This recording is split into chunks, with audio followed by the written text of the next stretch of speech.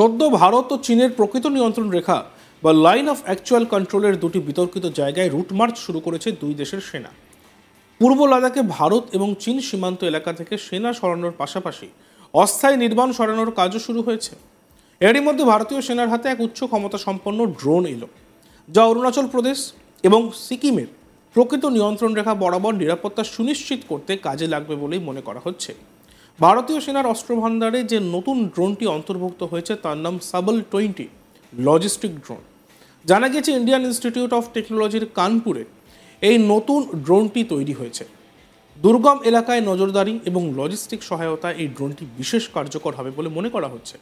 বুধবার 27 নভেম্বর এই বিশেষ ড্রোনটি ভারতীয় সেনার অস্ত্রভান্ডারে অন্তর্ভুক্ত করা হয়।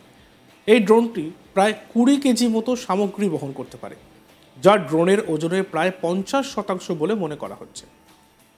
এই বিশেষ ড্রোনে রয়েছে বড় রোটার এবং টেন্ডেম রোটার কনফিগারেশন। এই ড্রোনের দ্বারা উচ্চ ক্ষমতা সম্পন্ন এবং ব্যতিক্রমী লোড বহন করার ক্ষমতা রয়েছে, এই ড্রোন করতে পারে। এই ড্রোনে ব্যবহার করা হয়েছে উন্নত ভার্টিক্যাল টেক অফ এবং ল্যান্ডিং প্রযুক্তি বা VTOL, যার ফলে রুক্ষ জায়গা এবং উঁচু পার্বত্য এলাকাতে অপারেশন চালাতে সক্ষম এই ড্রোন।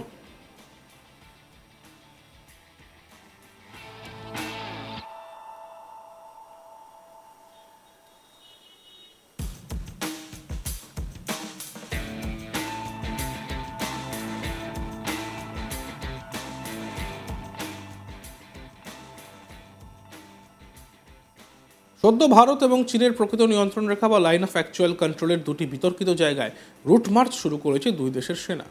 পূর্ব লাদাখে ভারত চীন সীমান্ত এলাকা থেকে সেনা সরানোর পাশাপাশি অস্থায়ী নির্মাণ সরানোর কাজও শুরু হয়েছে। এরই মধ্যে ভারতীয় সেনার হাতে উচ্চ ক্ষমতা সম্পন্ন এক ড্রোন এলো, যা অরুণাচল প্রদেশ এবং সিকিমের প্রকৃত নিয়ন্ত্রণ রেখা বরাবর সুনিশ্চিত নিরাপত্তা দিতে কাজে লাগবে বলেই মনে করা হচ্ছে। ভারতীয় সেনার অস্ত্রভান্ডারে যে নতুন ড্রোনটি অন্তর্ভুক্ত করা হয়েছে তার নাম সাবল-20 লজিস্টিক ড্রোন। জানা গিয়েছে ইন্ডিয়ান ইনস্টিটিউট অফ টেকনোলজির কানপুরে এই নতুন ড্রোনটি তৈরি করা হয়েছে। দুর্গম এলাকায় নজরদারি এবং লজিস্টিক সহায়তায় এই ড্রোনটি বিশেষ কার্যকর হবে বলে মনে করা হচ্ছে। বুধবার 27 নভেম্বর এই বিশেষ ড্রোনটি ভারতীয় সেনার অস্ত্র ভাণ্ডারে অন্তর্ভুক্ত করা হয়। এই ড্রোনটি প্রায় 20 কেজির মতন সামগ্রী বহন করতে পারে, যা ড্রোনের ওজনের প্রায় 50% বলে জানা গিয়েছে। এই বিশেষ ড্রোনে রয়েছে বড় রোটার এবং টেন্ডেম রোটার কনফিগারেশন। এই ড্রোনের দ্বারা উচ্চ ক্ষমতা সম্পন্ন এবং ব্যতিক্রমী লোড বহন করা যায়। এই ড্রোনে ব্যবহার করা হয়েছে উন্নত ভার্টিক্যাল টেক অফ এবং ল্যান্ডিং প্রযুক্তি বা VTOL, যার ফলে রুক্ষ জায়গা এবং উঁচু পার্বত্য এলাকাতেও অপারেশন চালাতে সক্ষম এই ড্রোন।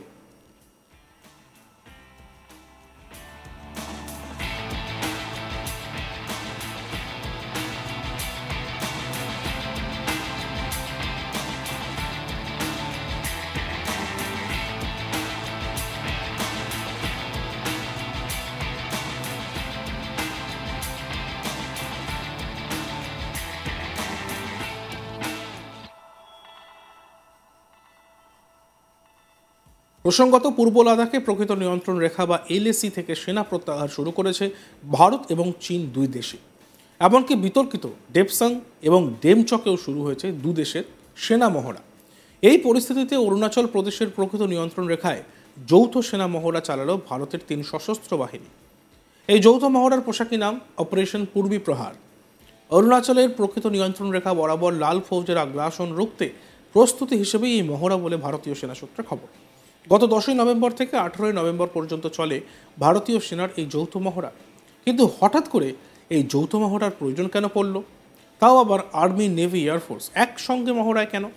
প্রতিরক্ষা মন্ত্রক সূত্রে খবর, যে কোনো রকম যুদ্ধের পরিস্থিতিতে ভারতীয় সেনারা কতটা প্রস্তুত তা দেখে নেওয়া এবং যুদ্ধ পরিস্থিতিতে ভারতীয় সেনার মধ্যে সমন্বয় বাড়ানোর বিষয়টিও রয়েছে। 8 দিন ধরে চলা এই যৌথ মহড়ায় ভারতীয় বায়ুসেনার একাধিক যুদ্ধবিমান ও হেলিকপ্টার অংশ নিয়েছিল। ছিল দেশীয় প্রযুক্তিতে তৈরি বেশ কয়েকটি অ্যাডভান্স লাইট হেলিকপ্টার এবং রুদ্র। এছাড়া M777 ultralight হাউজার, swarm drone, APD drone এবং আত্মঘাতী ড্রোন সহ অন্যান্য অত্যাধুনিক অস্ত্র ব্যবহার হয়েছে এই মহড়ায়। 3 সেনার বেশ কয়েকজন আধিকারিক এই মহড়ায় হাজির ছিলেন। শীর্ষ আধিকারিকরা একে অন্যের সঙ্গী হয়েছিলেন এবং পরিচিত হয়েছেন। প্রসঙ্গত পূর্ব লাদাখে যখন প্রকৃত নিয়ন্ত্রণ রেখায় কিছুটা হলেও শান্তি ফিরছে, তখন আবার অরুণাচল প্রদেশে ভারতীয় সেনার এই যৌথ মহড়ার কার্যকারিতা নিয়ে প্রশ্ন উঠছে। কিন্তু প্রতিরক্ষা মন্ত্রক সূত্রে খবর, পূর্ব লাদাখের প্রকৃত নিয়ন্ত্রণ রেখায় স্থিতাবস্থা ফিরলেও এখনও অশান্ত রয়েছে অরুণাচল প্রদেশ এবং সিকিমের প্রকৃত নিয়ন্ত্রণ রেখা, আর সেটা নিয়েই চীনকে চাপে রাখতে এই কৌশল। আর এই নিয়ে অবসরপ্রাপ্ত মেজর জেনারেল অশোক সিং কি বলছেন আমরা শুনি।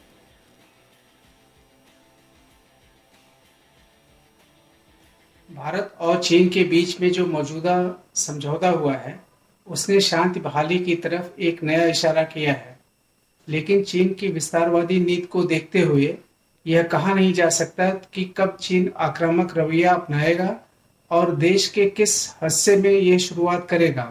इसलिए भारतीय सेनाओं का उसके लिए तैयार रहना बहुत ही लाजमी है।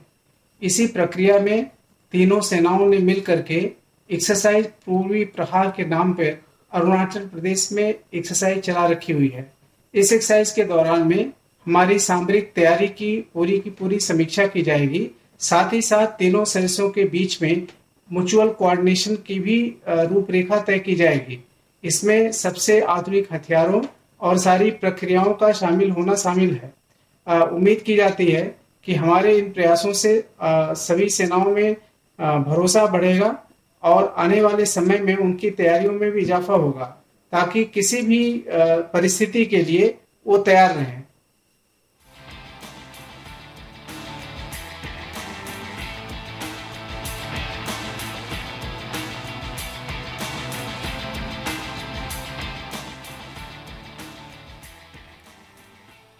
প্রসঙ্গত ডেমচক এবং ডেপসাংয়ে 2020 সালের এপ্রিল মাস নাগাদ যে পরিস্থিতি ছিল, সেই পরিস্থিতিতে ফিরে যেতে ভারত চীনকে চাপে রেখেছিল। চাপ দেওয়া হয় যাতে সম্পূর্ণভাবে সেনা সরিয়ে নেয় চীন। ভারতের তরফে কূটনৈতিক চাপ এই অগ্রগতিতে একটি গুরুত্বপূর্ণ ভূমিকা পালন করেছে বলে মনে করা হচ্ছে। ইতিমধ্যে স্যাটেলাইট ইমেজ সামনে এসেছে। সেই স্যাটেলাইট ইমেজগুলিতে দেখা যাচ্ছিল অগ্রগতির বিষয়টি। চলতি সপ্তাহের ছবিগুলিতে, মানে যখন এই ছবিগুলি তোলা হয়েছিল, সেই ছবিগুলিতে দেখা যাচ্ছে প্রায় 80 থেকে 90% ট্রুপ সেনা সরানোর কাজ সম্পন্ন হয়েছে। পূর্ব লাদাখে প্রকৃত নিয়ন্ত্রণ রেখা বরাবর ভারত চীন দুই দেশের তরফেই ডিসএঙ্গেজমেন্ট প্রক্রিয়া বা সেনা প্রত্যাহারের কাজ প্রায় গোটাটাই সম্পন্ন। ডেপসাং এবং ডেমচকের মতো এলাকায় ডিসএঙ্গেজমেন্ট প্রক্রিয়া শেষের পর দুই দেশের সেনা টহল দেওয়ার প্রস্তুতি নিতেও শুরু করেছে। সেনাবাহিনী এখন লাইন অফ অ্যাকচুয়াল কন্ট্রোলে সতর্কতা বজায় রেখে টহল কিভাবে দেবে তা ঠিক করা হচ্ছে। আর এই নিয়ে ভারত এবং চীনের আধিকারিকদের মধ্যে একাধিক আলোচনাও হয়েছে।